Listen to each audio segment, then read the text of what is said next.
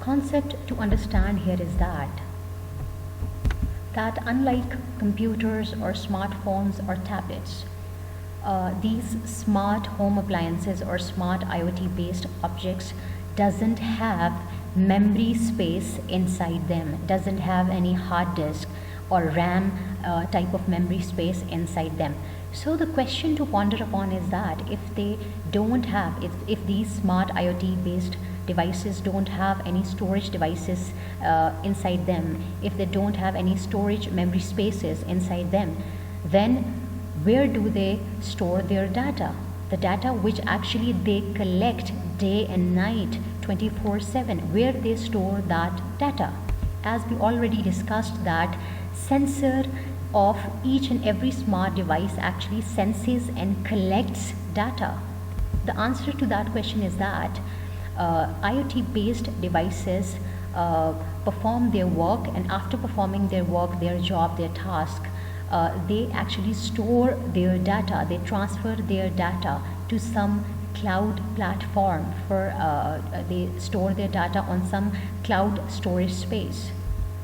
If nowadays more than 7 billion devices are IoT based devices, and if more than 7 billion IoT based devices are connected with the internet, that shows a huge amount of data, which means that this type of data is being stored on a cloud platform.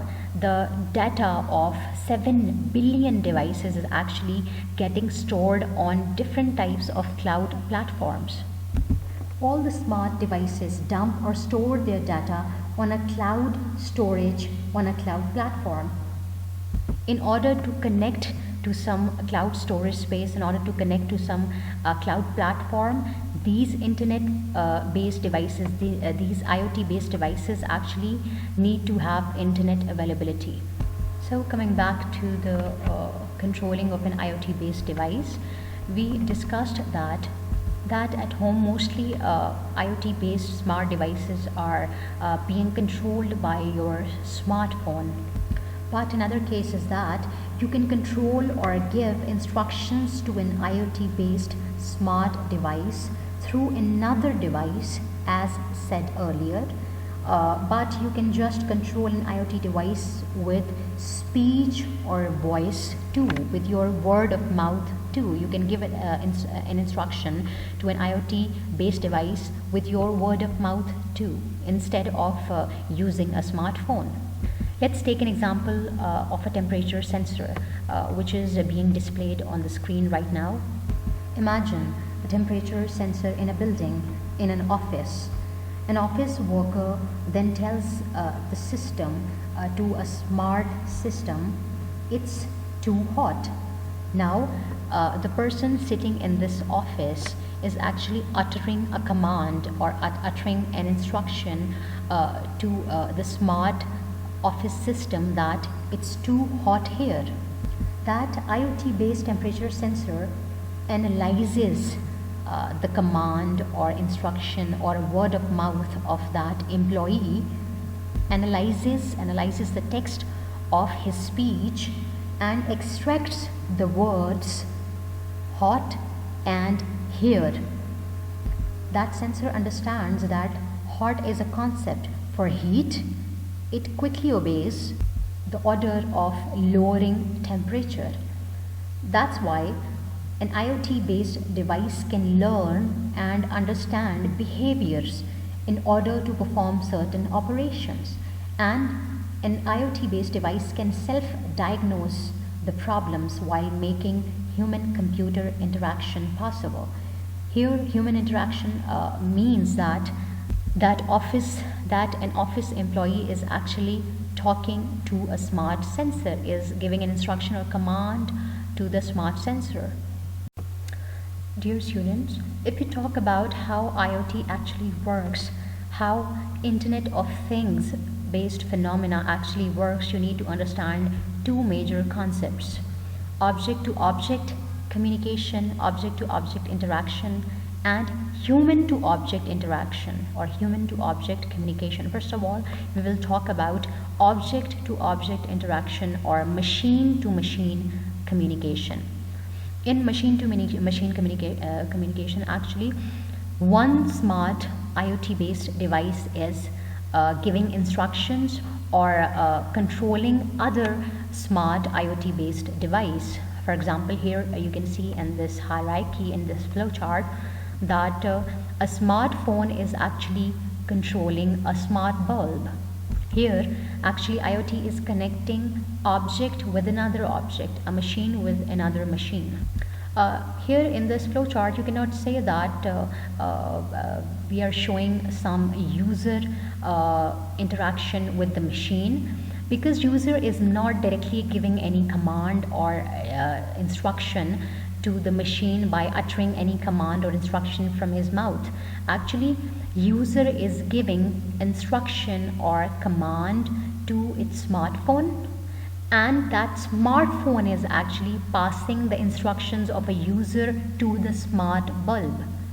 Let's suppose you are sitting somewhere else outside your home, and suddenly you get to remember that, oh my god, I didn't switch off my light, I didn't switch off my room bulb. So what do? You just take out your smartphone. There would be certain app installed inside your smartphone which would be controlling your home appliances connected with your smartphone. So you take out your phone and you type an instruction or click an option or give an instruction to smartphone about lowering the intensity or switching off the bulb of your room, of your selected room. So smartphone passes your instructions of switching off the bulb to your home smart bulb, or to the smart bulb residing inside your home. But in order to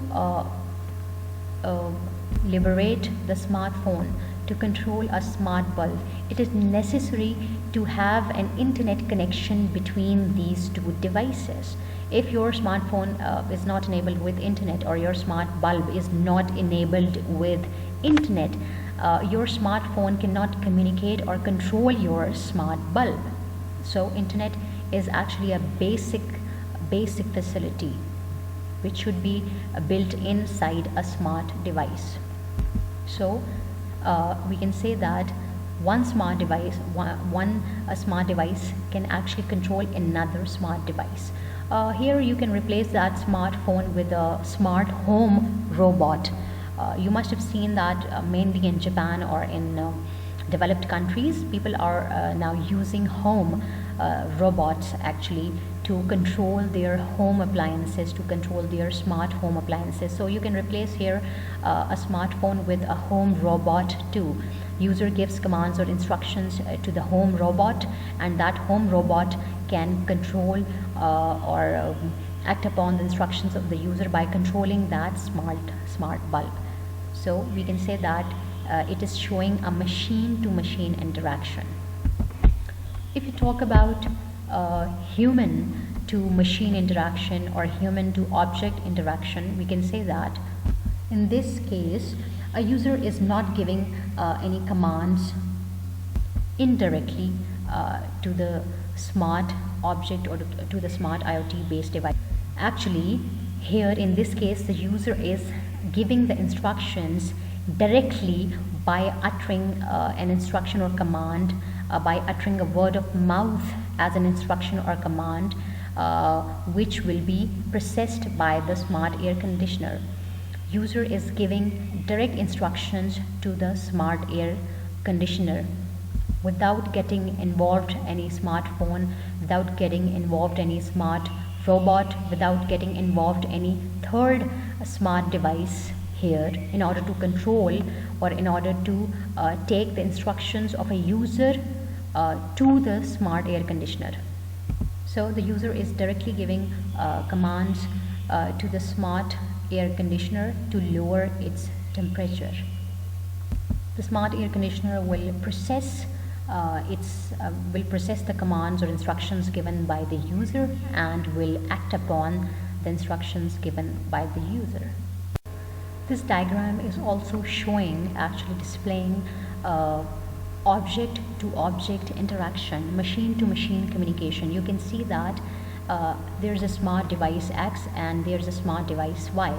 So smart device X is also built in with sensors and actuators and is internet enabled, while the smart device Y is also built in with the sensors and actuators and it is also internet enabled.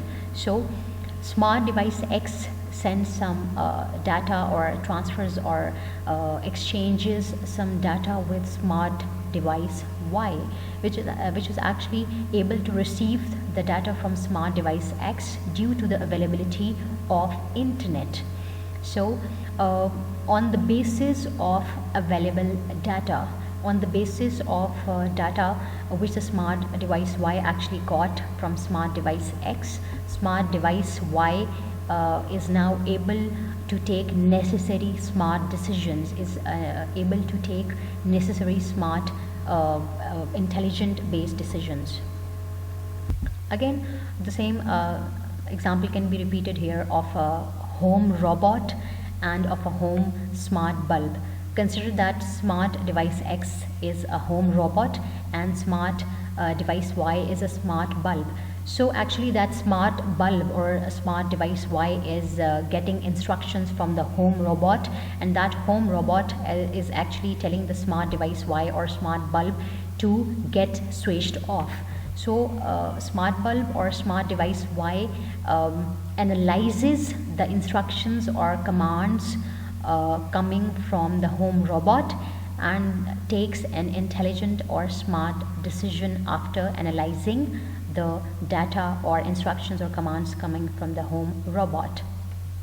That smart bulb or smart device Y is actually getting the data from its sensors. Basically the sensors of smart device Y or sensors of a smart bulb, those sensors are actually sensing or collecting the data from the home robot or from the smart device X. Then these sensors of smart device Y or of smart bulb are transferring this collected data or collected instructions or collected commands. They are transferring these instructions or commands to the device Y, and then on the basis of the data sensed or collected or transferred as an input by the sensor of device Y is actually taking a smart or an intelligent decision. Important thing to grab here is that IoT based objects do not always need to send the voice, sound or video based data like advanced computing devices, computers and laptops. So IoT based devices do not always need to send high levels of data like laptops or computers. IoT based smart devices do not exchange emails or movies or songs or huge amounts of heavy files or softwares with other IoT based devices. They just have to perform minimal level of activities. Smart devices actually have bare minimum abilities to convey the status, bare B-A-R-E, bare minimum abilities to convey their status. Smart devices just perform functions for which they are actually developed or manufactured. For example, the sole purpose of a smart fridge is to cool down the food, to preserve the food at certain temperatures. But if you ask a smart fridge to prepare a coffee or tea for you, sorry, a smart fridge cannot do that for you because it has been developed for a specific purpose. It has been developed to fulfill a specific purpose.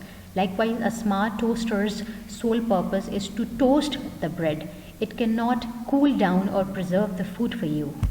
Likewise, a smart doorbell's purpose is to give a ring on user's phone when somebody presses it. Other than that, a smart doorbell cannot perform any other purpose.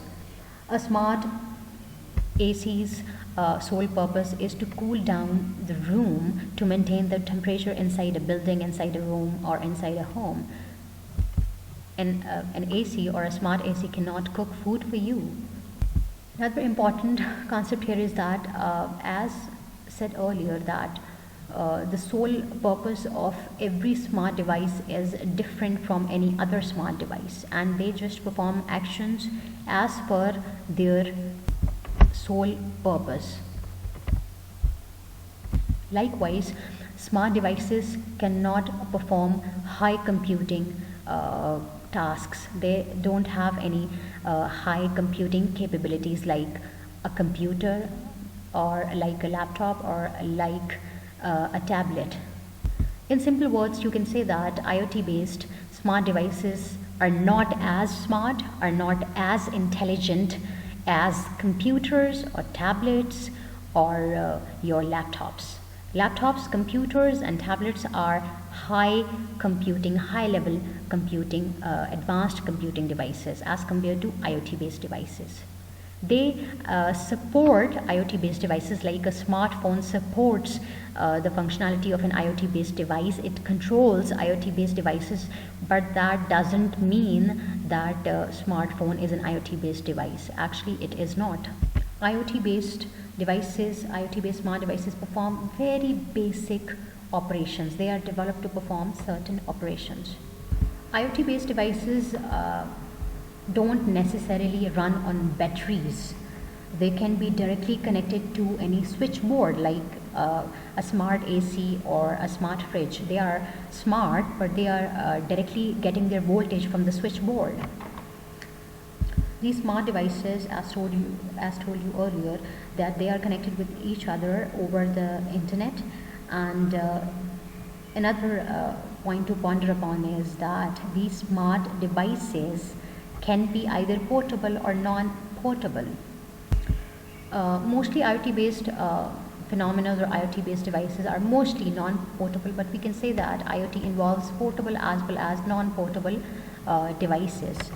Portable devices are those which are carryable, which are movable from one location to another, and non-portable devices are those which cannot be carried by a user on daily basis, like ACs or fridges or fans are non-portable. The term IoT is mainly used for devices that wouldn't usually be generally expected to have an internet connection and that can communicate with network independently of human actions. For this reason, a PC or computer isn't generally considered an IoT based device, and neither a smartphone. However, a smartphone is used to control other smart IoT based devices, but a smartphone is actually not an IoT based device. Rather, it is involved in interaction with IoT based devices. So, a computer, a laptop, high performing computers and tablets, etc., are not IoT based smart devices. They are high computing devices. IoT enables smart devices data to get digitized, to get converted into digital binary form. IoT digitizes physical assets, sensors, devices, machines, gateways, routers or modems, and the internet. IoT as a technology majorly consists of 5 components which actually combine to form the architecture of an IoT-based device. So the first element of that architecture is a sensor or actuator. You already know that sensors actually sense the data, and actuators actually act upon the data sensed by a sensor, and actuators are actually movers. They control the moving mechanism of a device. So sensors and actuators are actually built in, pre-installed inside a smart device. So the second element is end node. An end node is basically that smart device about which we are talking, that inside which sensors and actuators are pre-built in, pre-installed. So end node can be any smart IoT based device which is able to transfer, exchange or communicate the data with any other smart device using its sensors and actuators. Then the third element of this architecture is a gateway. Gateway is, as told you earlier, is basically a modem, a router, which basically is a converter or modulator. Its important purpose is to convert the data coming from a smart device into any other form. If a data is coming in analog form from a smart device, the gateway will convert it into digital form. And if a data is coming from a smart device in digital form, it will convert it into analog form as per the requirement of that smart device located on the other end, who needs to receive the data from the sender smart device. So gateway is a converter which converts the data from analog to digital form or from digital to analog form. Its another important purpose is to provide internet to all the smart IoT based devices. Its another purpose is the provisioning of internet, wireless internet or wireless network to all smart devices connected with it. So a gateway, router or modem actually provides internet to all the smart devices. Smart devices or end nodes having sensors or actuators are actually dependent upon a gateway.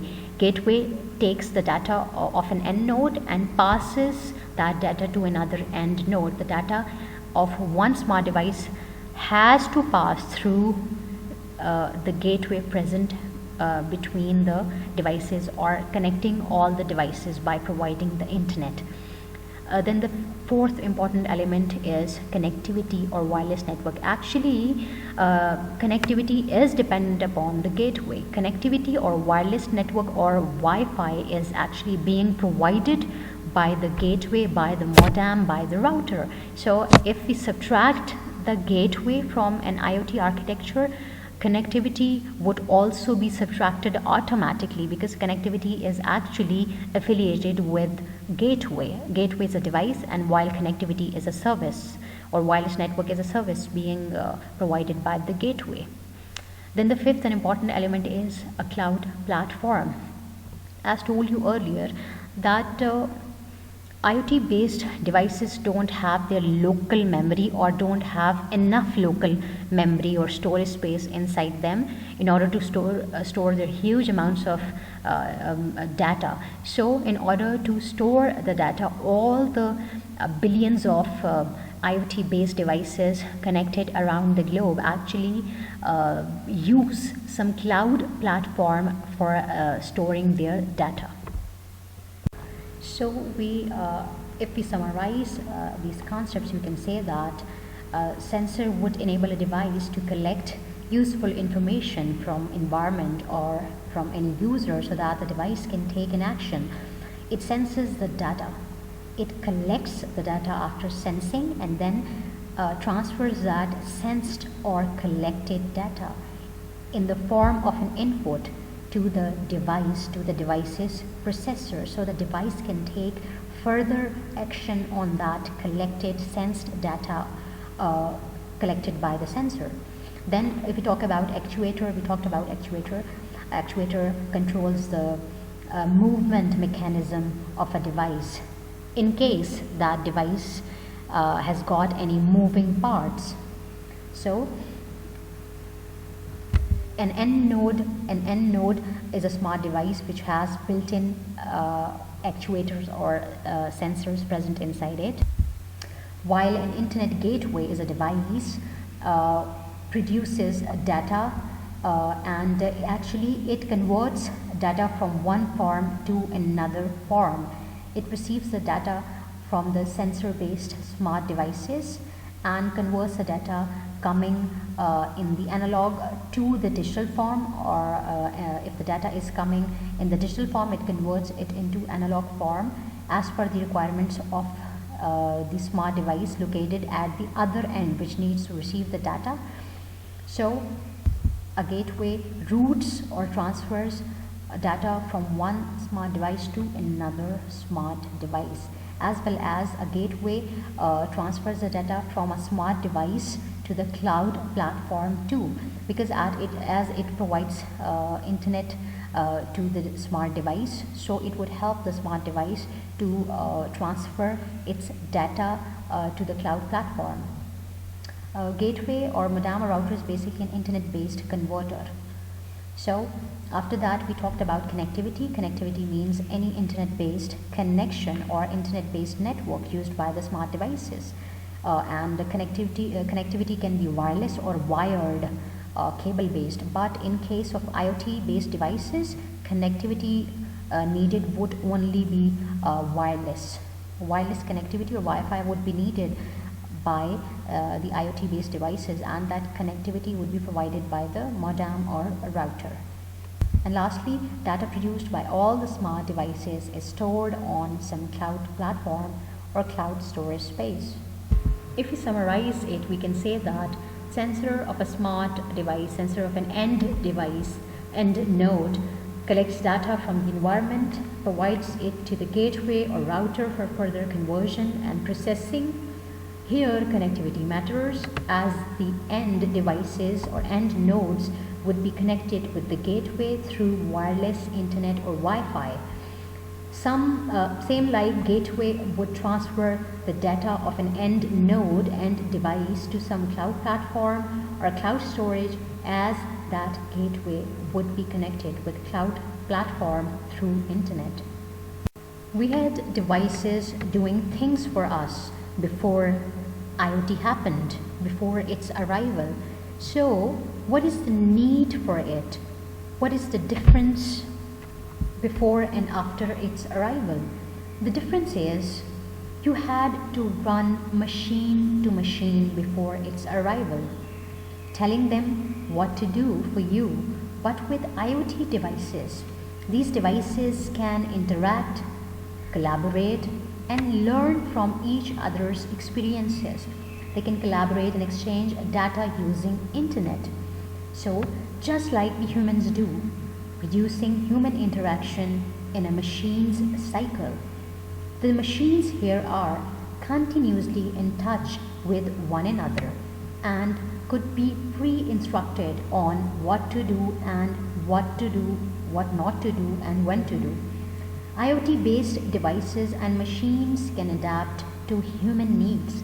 They are flexible enough to adapt to the human needs. So that's why we say that Internet of Things is a platform from where regular smart devices are connected to the internet, and they can interact, collaborate, and exchange data through internet.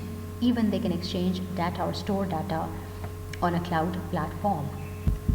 Internet of Things phenomena has certain implications, has certain application areas, they have certain usages. So we can talk about the major applications of IoT phenomena. IoT is implemented in everyday life in different common daily life objects. IoT can also be seen in healthcare sector. IoT can be seen in smart cities. IoT can be seen in agriculture. IoT is there in industrial automation. IoT is also there in disaster management. IoT is being used in everyday life objects and everyday smart objects in different sectors. In healthcare, smart heart rate, it is being used in smart heart rate monitors, are being used in ICUs. IoT is there in smart BP apparatus, it is there in smart ventilators, etc. If we talk about smart cities, then IoT is there in smart traffic control systems.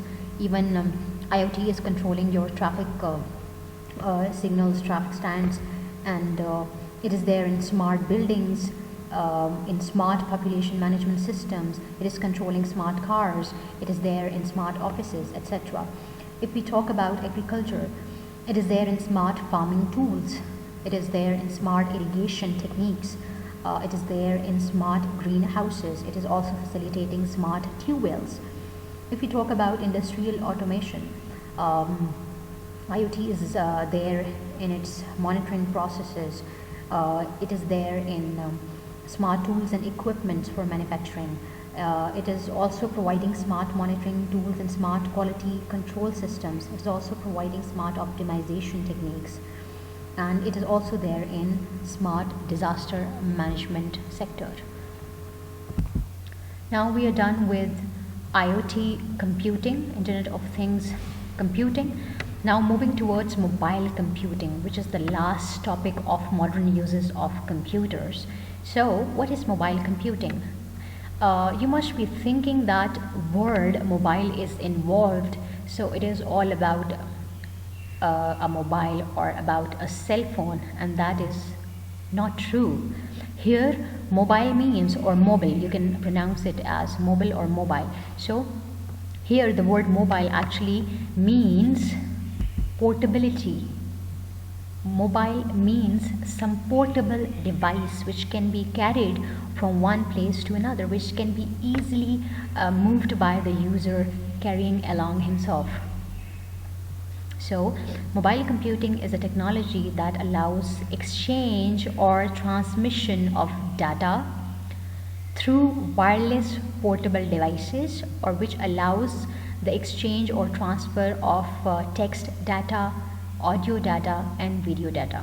So things to consider in this definition are that number one, mobile doesn't mean something relevant to just cell phone or a smartphone. Mobile here indicates towards the portable devices, all the devices which are devices, internet enabled devices, which can be easily movable, which are which can be easily carried from one place to another, which actually show portability. So all these devices are involved in mobile computing.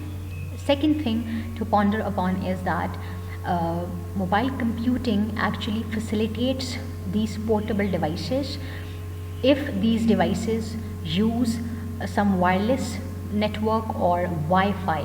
So mobile computing devices or portable devices are bound to use wireless network or Wi-Fi in order to exchange data between them. That means they are using a wireless medium, a cable-less medium for exchange of their data, like IoT based devices. So what is the difference? Difference is that mobile computing allows the transfer of not only text data, not only word of mouth instructions or commands, means audio data, it also allows video based data. It also allows the exchange of video based data. As we have already seen, we have already discussed that in IoT based devices, that IoT based devices only provide bare minimum abilities. They provide very bare minimum abilities. They provide very basic capabilities in order to exchange the data among them. IoT based devices can only exchange certain amounts of data or certain amounts of instructions or commands among them, or they can take certain type of instructions or commands from the user or from any other smart device. They cannot take video based data like huge files, huge text files, or they cannot take movie based data or larger softwares or larger files. They cannot take these type of stuff, while mobile computing can take any type of data. Mobile computing devices can exchange or transfer any kind of data, from text and audio to video data and large files and emails and each and everything. That means mobile computing is actually way advanced than the IoT based computing. It is more advanced or specialized as compared to IoT based devices. So we can say that mobile computing allows communication, means that mobile computing is a generic term describing a user's ability to use a technology untethered. Untethered here means with the help of internet without any disconnection. So the devices which are not physically connected, or portable devices which are actually located on some faraway place, on some remote place. So here the concept actually to tell is that mobile computing allows different type of portable devices to connect from distant locations inside the world, from remote locations inside the world, just by using internet facility. This term is involved in modern usage, such as that it requires the mobile computing activity be connected wirelessly to and through the internet, or to and through a private network. This connection ties the mobile device to centrally located information or application software through the use of battery powered portable and wireless computing and communication devices. This includes devices like laptops with wireless LANs or Wi-Fi, any WAN technology, smart mobile phones, wearable computers and personal digital assistants, as well as tablets or e-readers. So the main components or concepts involved are that these mobile computing devices are, first of all, portable devices. Number two, they run on batteries. All the mobile or portable devices already have batteries installed in them, so they run on batteries, and they don't need any wired network or cable-based network or cable-based internet, or they don't need any physical link. They can work using the wireless network or Wi-Fi. Certain elements are involved in the working of mobile computing. If a mobile computing device doesn't have these elements, that device cannot work. So these three elements are that a mobile computing device always has mobile hardware, means portable hardware, which can be carried from one place to another. It also has got mobile or portable software which can be carried along the portable hardware device. And third element, that mobile computing provides mobile communication, portable communication, a type of communication which can be provided from any location.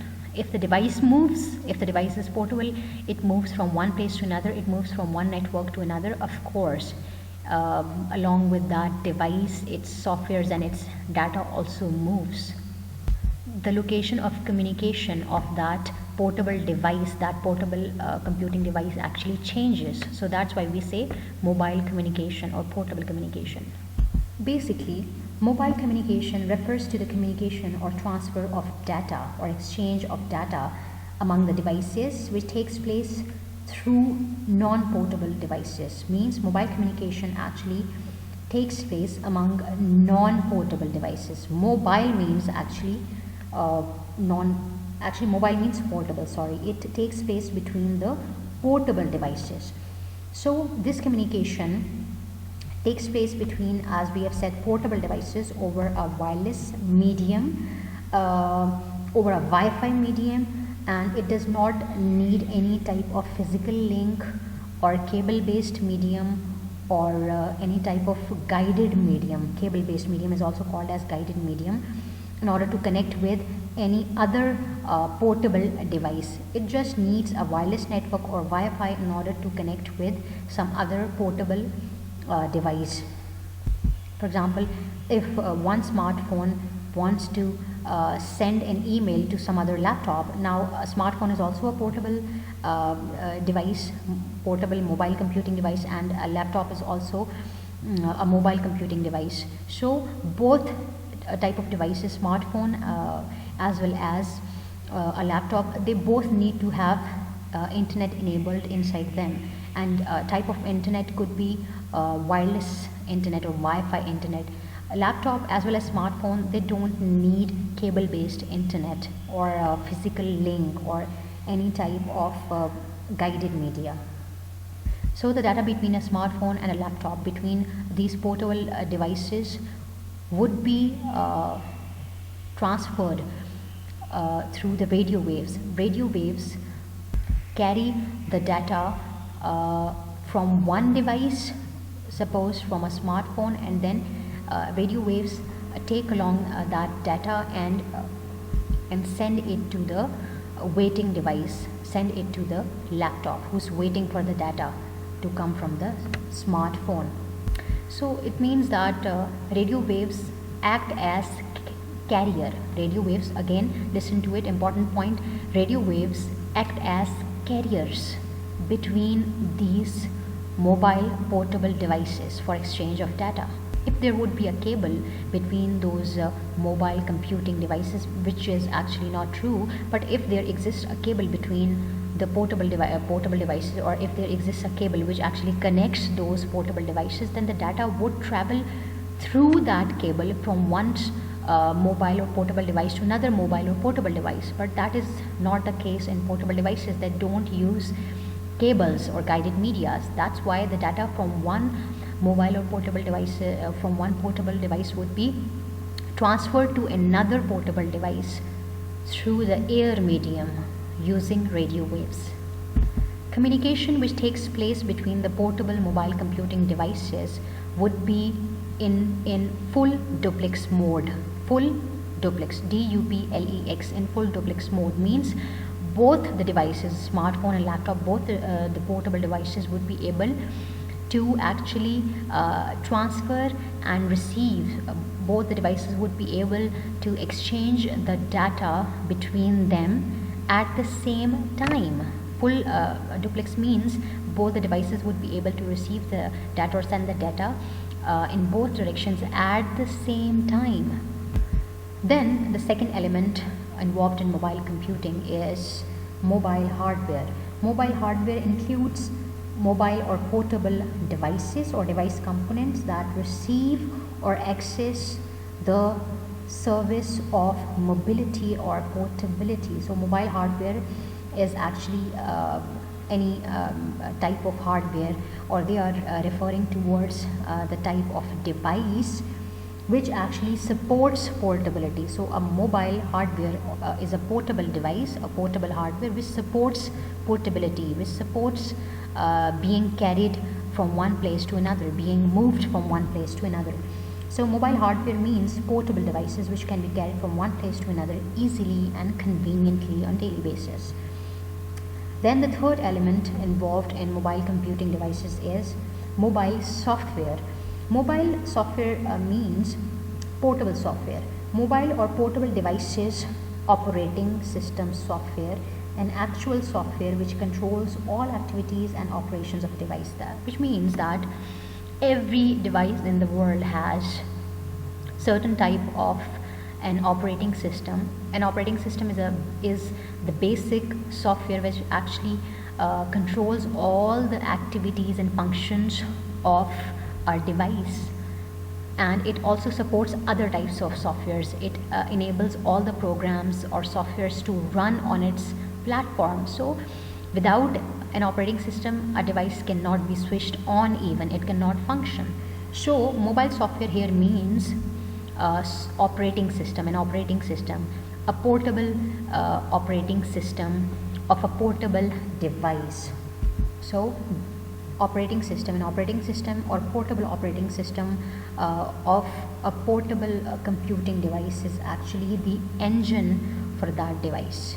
So we can say that mobile computing through portable or mobile devices allows the user to operate from anywhere, anytime. If we talk about the types of mobile devices, smartphones, laptops, tablets, PDAs, personal digital assistants, e-readers, electronic readers, all are the types of mobile or portable devices. Now let's talk about the advantages or basic advantages provided by mobile computing. So these three basic advantages are that mobile computing provides a user with the mobility. It provides a user with device portability, and it allows network portability. As you can guess that user mobility means that a user is able to move from one location to another, from one city to another city, from one country to another country, while carrying his portable computing devices along with himself. While the device portability, I was talking about the device portability, and the user portability also is related with the device portability, that mobile computing allows the user to go from one place to another place. The device doesn't bother that user, or doesn't hinder the mobility of that user. The user can go everywhere and anywhere at any time while carrying that device along with himself. Then third advantage provided by mobile computing is network portability. That is actually a very big advantage. When user goes from one place to another, moves from one location to another along with his device, carrying his portable device along with himself, he needs to connect with the network, with the internet while moving along. He can connect his portable device with the local Wi-Fi or network of that location where he has moved, or to the location or to the city or to the building where he has moved or where he has gone. And but also, if he's using some mobile data, he has some package of mobile data on his cell phone, he can create hotspots for his laptop, and he doesn't need to connect with the Wi-Fi or local network of that building or for that city. Means he can connect with the network of or connect with the network provided by his mobile data while he moves to any city. You can use 3G or 4G packages. You don't need to be location specific. If you are going to Karachi, you can use your 3G 4G package, and if you are moving to Islamabad, even in that case you can use your 3G or 4G package. Your mobile data or internet supports your portable device. It supports your mobility.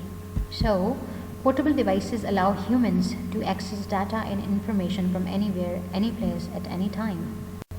Now let's discuss some differences between IoT and mobile computing.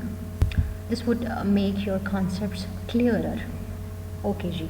So the first difference between an IoT based device and mobile computing device is that IoT phenomena provides machine to machine communication. In some cases it also provides user to machine communication, but actually majority of the times it supports machine to machine communication, as all the devices, all the smart IoT enabled devices are actually being controlled by a smartphone. That's why we say that it supports machine to machine communication, while mobile computing supports human to machine communication or human to object communication.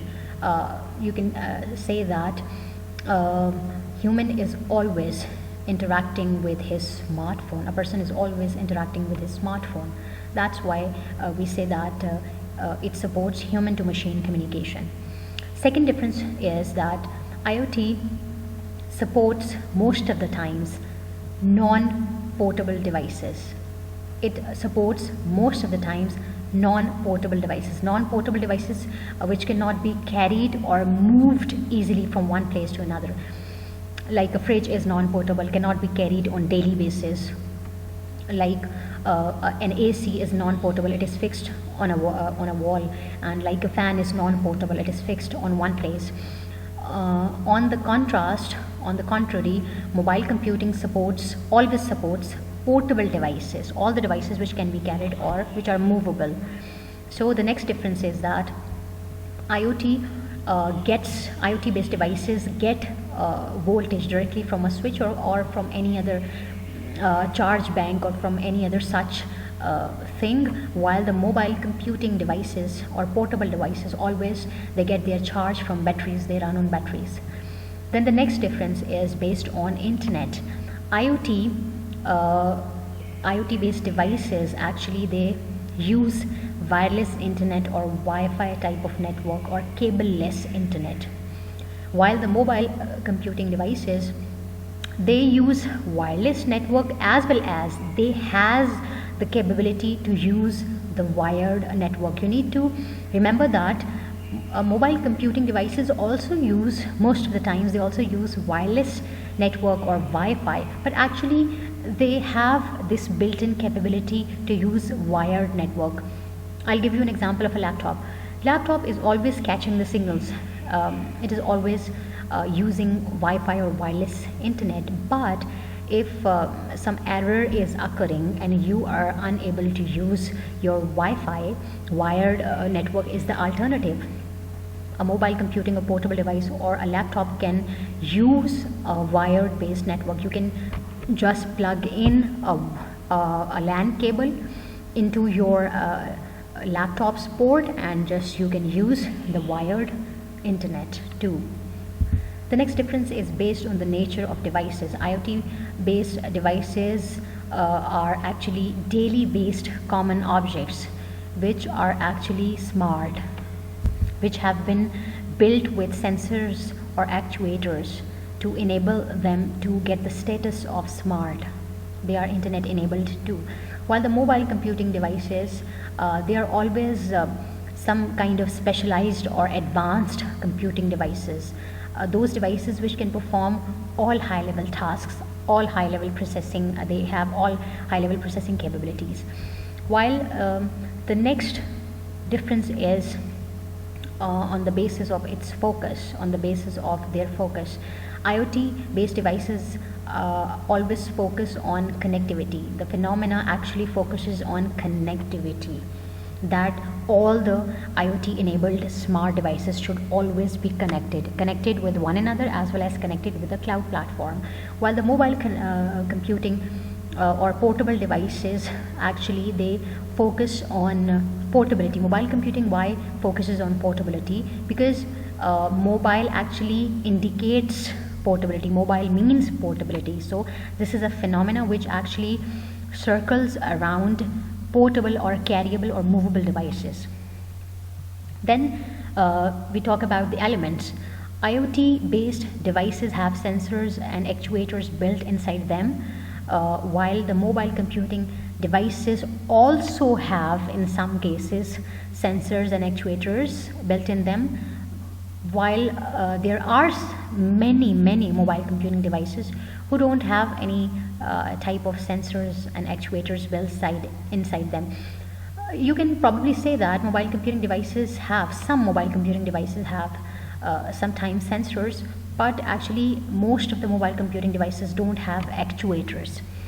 The next difference is on the basis of services, that IoT based devices actually provide bare minimum abilities. They stick to their purpose.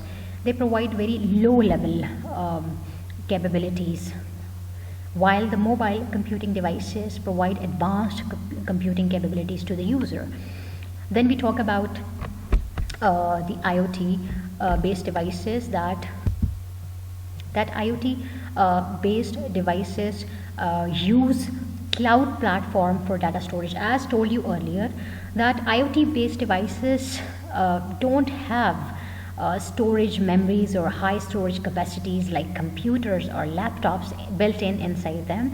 So the data generated by IoT based smart devices needs to be stored somewhere. That's why the data of IoT or smart devices is actually stored on some invisible cloud storage space, while the mobile computing doesn't necessarily use cloud platform for data storage. And the reason is very obvious, that mobile computing devices or portable devices like laptops and computers and tablets actually have their own storage spaces built inside these devices. They have their own local memory, so they have the choice that they want to store their data inside their own local memory or they want to store data on some cloud platform. And most of the times portable devices Devices prefer their own local storage space, the storage space which is built inside these laptops, like hard disks, etc. Then the examples of IoT-based devices are like smart air conditioners, smart bulbs, smart cars, etc., and many, many more. While the mobile computing devices are computers, laptops, PCs. I'm not talking about desktop computers, remember that. Desktop computers are not portable. I'm talking about the laptops and tabs and notebooks and ultra notebooks and personal digital assistants and tablets, e-readers, etc. After discussing the differences between IoT and mobile computing, let's discuss the differences between IoT and cloud computing. This will give you a bit of revision about the cloud computing. Okay, Ji. So the first difference is based on or is related to the basic concept provided by IoT, that IoT actually enables its smart devices to connect surrounding smart devices to the network to share and analyze data for decision making. Actually, this is the sole purpose of all the smart devices, to sense the data through their sensors, to sense the data from the surroundings and take decisions on the basis of that sensed data. While cloud computing provides hosted services over the internet, it hosts cloud platforms, or cloud organizations actually host certain services or rent their services to the users around the world, common users or general public, or to certain organizations, etc. They offer their platform, their software services, etc. While IoT allows collecting the data from smart devices, means IoT based smart devices can collect data, transfer data among them, while the cloud computing provides necessary tools to the delivery of cloud-based services over the internet. The major purpose of cloud computing is to provide basics, high advanced services like its platform to the developers or software engineers, its softwares to the common public, and rents its infrastructure to organizations. So it provides these type of tools over the internet to different type of users. So IoT provides basically connectivity among its smart devices, while a cloud computing provides tools like its platform, its software services, its rented infrastructure, or it rents its infrastructure to different type of organizations and users. IoT serves only smart devices with built-in sensors and actuators, or they should be internet enabled, while cloud computing serves smart IoT based devices. It serves IoT phenomena as well as it serves mobile computing devices. So the spectrum of cloud computing is broader. The spectrum of cloud computing is broader than the IoT. IoT is just limited to its own smart devices, while cloud computing is not limited to IoT. It actually leverages its services to mobile computing too.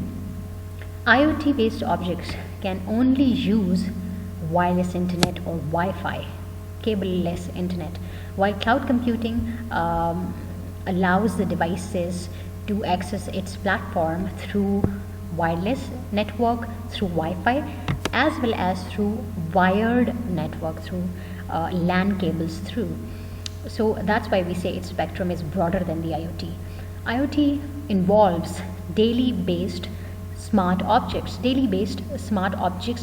which have just become smarter due to the presence of sensors and actuators, while cloud computing involves specialized or advanced computing devices which can perform high level of calculations, high level of processing, etc.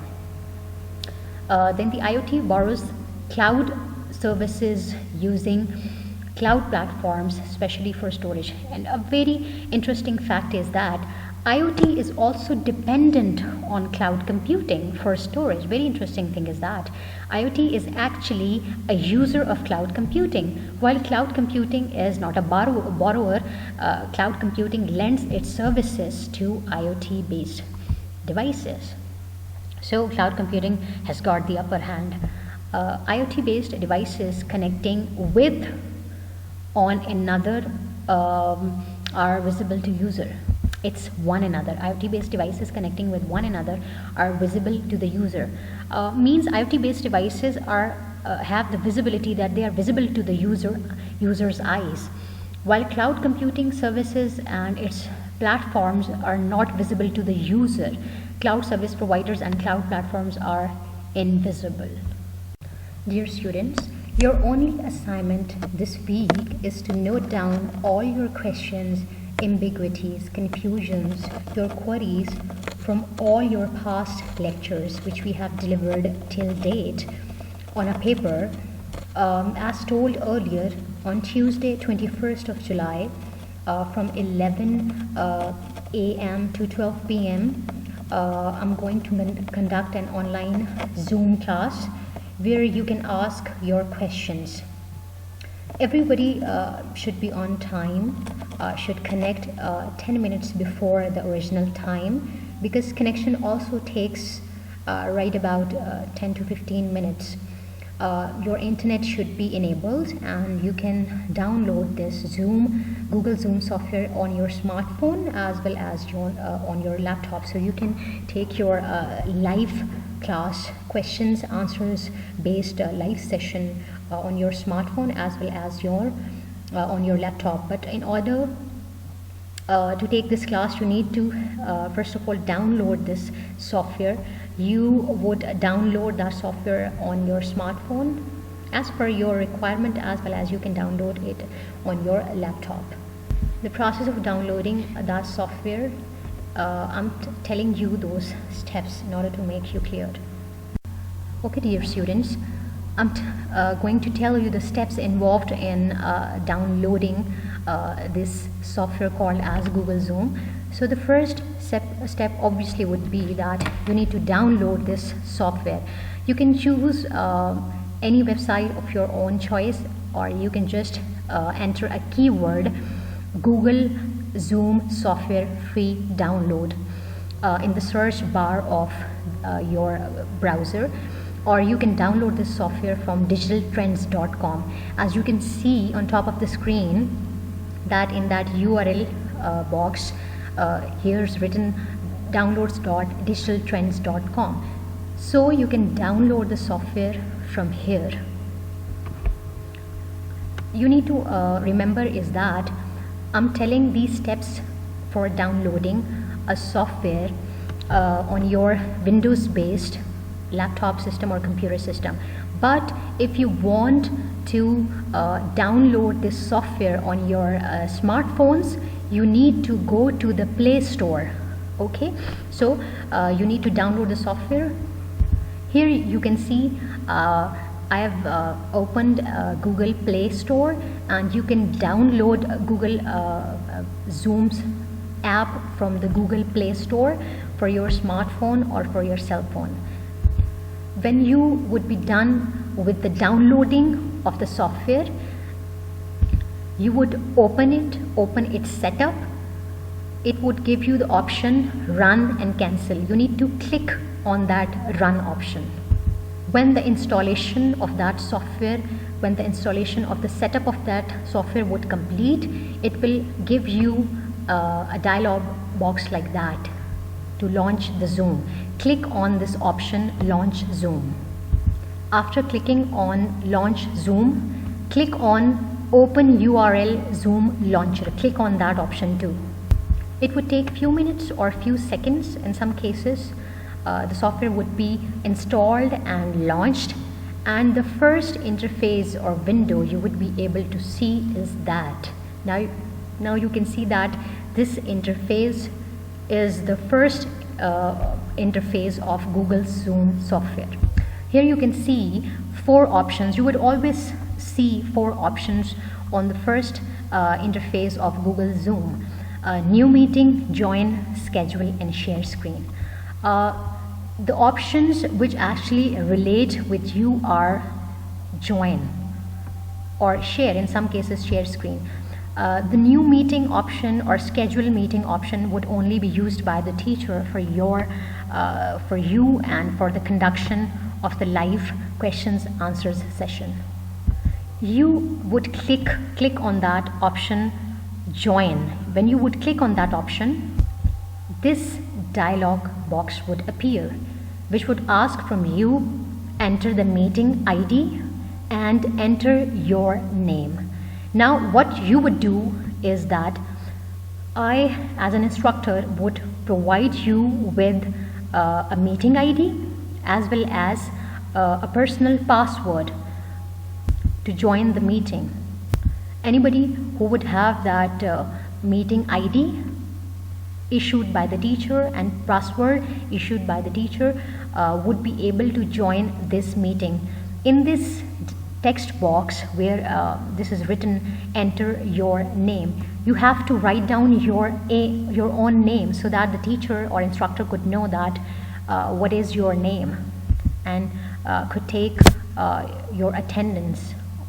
Suppose the instructor has allotted you with this meeting ID 7478989 and 00.